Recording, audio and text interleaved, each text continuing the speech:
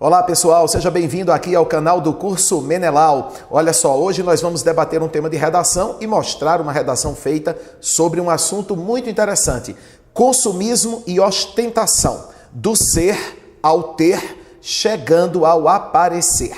Primeira coisa que você deve atentar, não é para escrever somente sobre consumismo, há um outro elemento: consumismo e ostentação. Eu vou convidar você para assistir a um filme. Não é? Você pode pesquisar lá no Netflix, vai que você tem o DVD, o Blu-ray, enfim. O filme está aí na tela para você dar uma olhadinha, não é?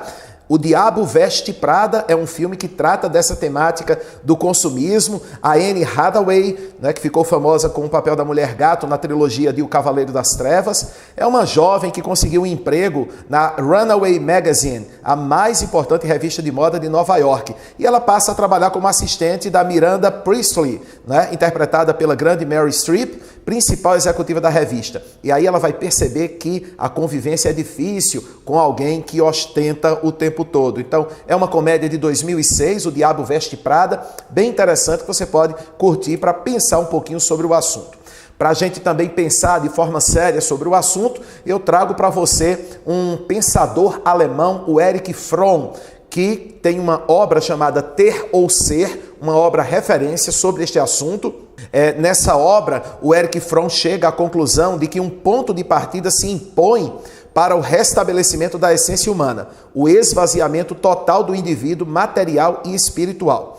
Erich propõe um crescimento limitado e seletivo, apenas para evitar o colapso econômico e como garantia das satisfações psíquicas e afetivas. Em outras palavras, esse pensador alemão dos nossos tempos, Erich Fromm, trabalha com a questão de que ninguém pode deixar de consumir porque isso levaria as nações ao colapso econômico, mas ele trata da questão de um crescimento limitado e seletivo, ou seja, o consumo do que é necessário para que a economia funcione, mas não para que essa economia entre em colapso por causa do excesso de consumo. Então é importante conhecer um pouquinho da obra do Erich Fromm e talvez citar essa obra também numa redação, tá certo? Olha só, aí você deve ter aquele momento de tempestade de ideias. Para um pouquinho quando pensa no tema, vai refletir o que é que você poderia trazer de ideias para o seu texto. Vamos dar uma olhadinha aí comigo? Olha só,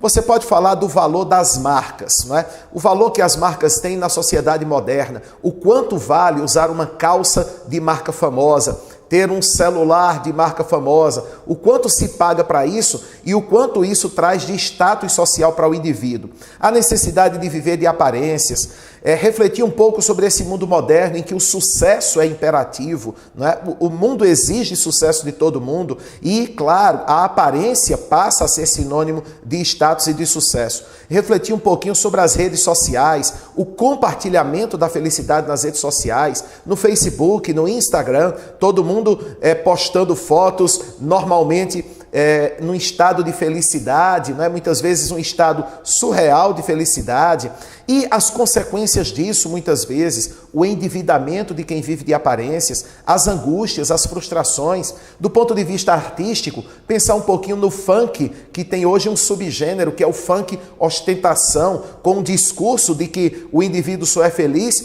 se viver cheio de dinheiro, cheio de carros, de mulheres e coisas dessa natureza. Então são elementos sobre os quais você deve refletir para começar a escrever seu texto. Vamos pensar um pouquinho na história e na filosofia. Vejam só, condenada por gregos, romanos, judeus e cristãos, a gastança com supérfluos sempre foi vista com desconfiança pela cultura ocidental. Veja que o próprio cristianismo, que tem como imagem central Jesus Cristo, prega a simplicidade. Jesus renunciou a ouro, a riquezas, mesmo sendo considerado rei. Então, esse é um exemplo do cristianismo. Mas várias sociedades do mundo ocidental sempre olharam para a gastança com supérfluos, para o exagero, de forma desconfiada. Isso a gente pode também fazer a gente pensar sobre algumas vertentes filosóficas. Por exemplo, a dos moralistas, a dos utilitaristas e dos hedonistas. Os moralistas, para eles, a obsessão por possuir objetos supérfluos corrompe a alma. Já os utilitaristas acham que o dinheiro gasto com supérfluos seria muito mais bem aplicado no consumo de coisas relevantes ou em comunidades carentes, por exemplo. Já para os hedonistas, né, o hedonismo defende o prazer imediato, a vida pela busca do prazer. Os hedonistas defendem que a compra por puro deleite se justifica. O prazer está acima de tudo. Então, você pode também fazer uma referência a uma dessas correntes aí, os moralistas, os utilitaristas e principalmente os hedonistas, né? Olhando ainda para a filosofia, tem uma obra importante de Platão, no volume 2 de A República de Platão. Ele trata de um diálogo, de um suposto diálogo entre Sócrates e Glauco.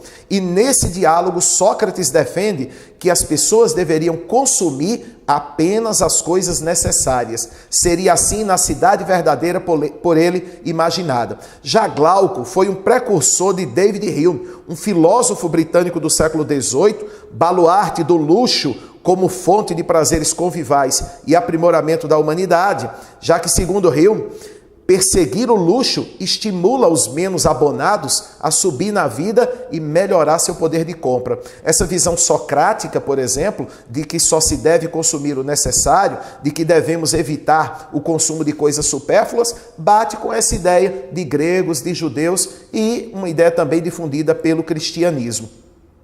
Você quer pensar um pouquinho na arte? Eu trago para você também um elemento artístico que pode ser empregado na sua redação. Você está vendo agora na tela o quadro de Nicolas Poussin, A Adoração do Bezerro de Ouro, né? Essa obra representa a adoração da humanidade pela riqueza e pelo poder, trazendo uma imagem que nos remete a uma passagem bíblica, a adoração do bezerro de ouro. Como elemento artístico, pode ser lembrado também, eventualmente, no seu texto sobre consumismo e ostentação, ok? Então veja, antes de começar a escrever, você precisa pensar aí no cinema, na literatura, na arte, na filosofia, na sociologia, trazer pensamentos de filósofos, de pensadores modernos sobre a questão, para que você tenha uma abordagem ampla.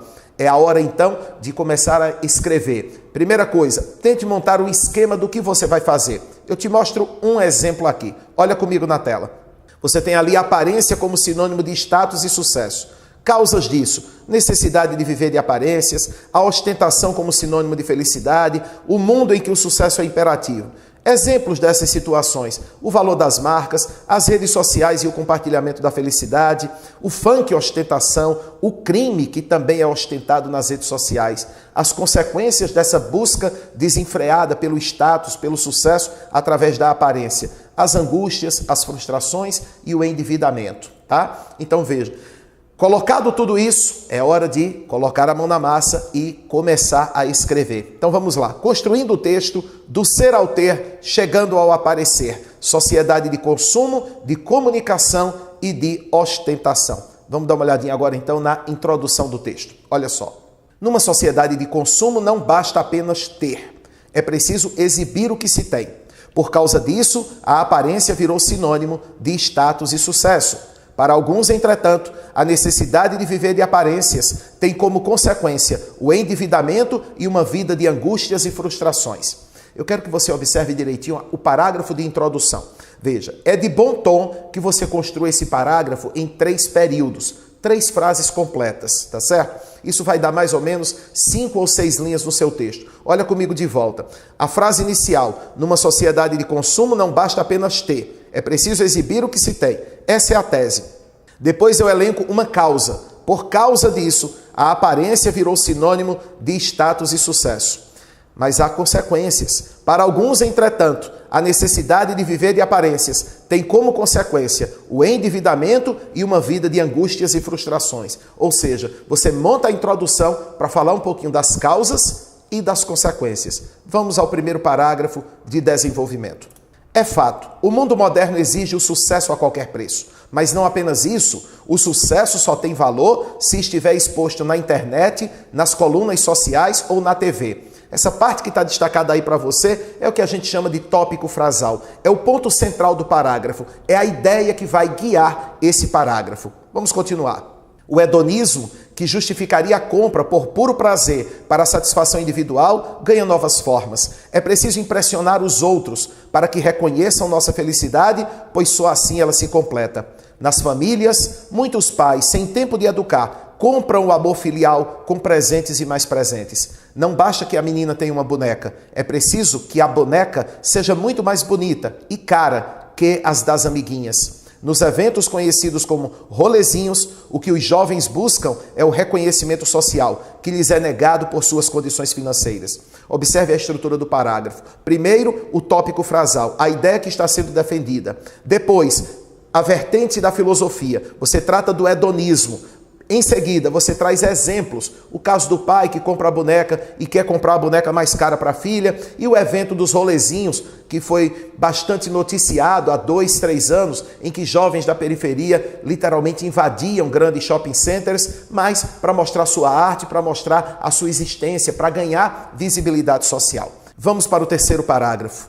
A questão não é de hoje. Condenada por gregos, romanos, judeus e cristãos, a gastança com supérfluos sempre foi vista com desconfiança pela cultura ocidental. Isso é história, minha gente. Continuando. Sócrates, por exemplo, defendia que só se deveria consumir o necessário.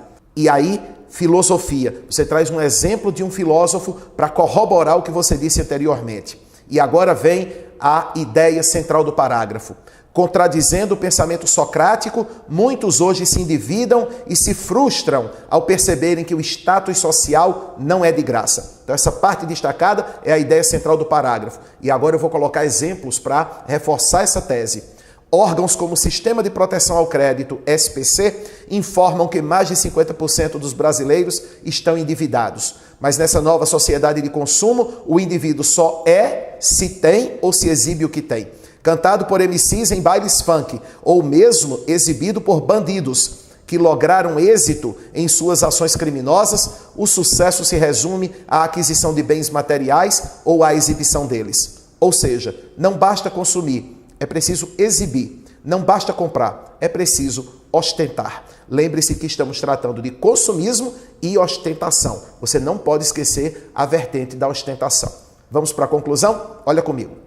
É verdade que esse comportamento ganhou força com a popularização das redes sociais, mas é preciso que família e escola eduquem os jovens para o perigo que advém do consumismo e da ostentação gratuita. Observe, família e escola. Então vamos dizer o que cada um deve fazer e como isso deve ser feito.